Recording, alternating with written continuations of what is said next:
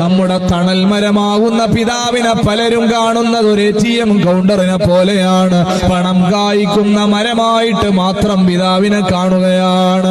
അവസരമായി അധ്വാനിക്കാൻ കഴിയാതെ വാർദ്ധക്യത്തിലേക്ക് എത്തുമ്പോ, പണമില്ലാതെ വരുമ്പോ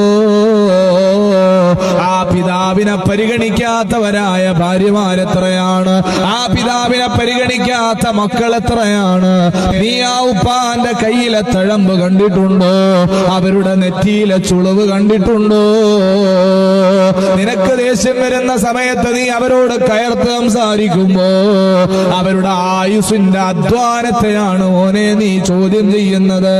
അവര് ദുനിയാവിൽ നിന്ന് പിരിഞ്ഞു പോയിട്ട് ഖബറിലേക്ക് പോയി കിടക്കുമ്പോ ആ ഖബറിന്റെ ചാരത്ത് പോയി നിന്ന് പൊട്ടിക്കരഞ്ഞതിനേക്കാളും പുണ്യമുള്ള അമല് അവര് ജീവിച്ചിരിക്കുന്ന സമയത്ത് അവരുടെ മുഖത്ത് സന്തോഷം കൊടുക്കലാണ്.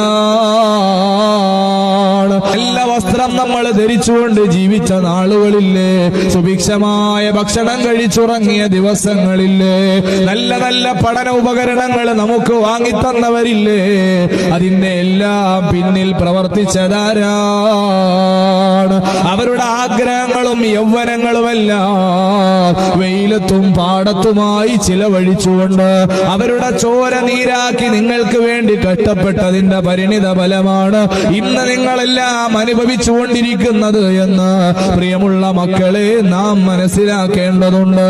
ഹബീബായ മുത്തുനബി സല്ലല്ലാഹു അലൈഹി വസല്ലമ തങ്ങൾ പറയുകയാണ്, അള്ളാഹുവിന്റെ തൃപ്തി കരഗതമാക്കാൻ നീ ആഗ്രഹിക്കുന്നവനാണോ? അള്ളാഹുവിന്റെ തൃപ്തി വേണമെന്ന് നീ കുതിക്കുന്നവനാണോ? ആദ്യം നിന്റെ പിതാവിന്റെ തൃപ്തിയുണ്ടോ? ആ പിതാവിന്റെ തൃപ്തിയുണ്ടെങ്കിൽ മാത്രമാണ് അള്ളാഹു നിനക്കും തൃപ്തിപ്പെട്ടു തരുന്നത് എന്ന് ഹബീബായ മുത്തുനബി പരിചയപ്പെടുത്തുകയാണ്.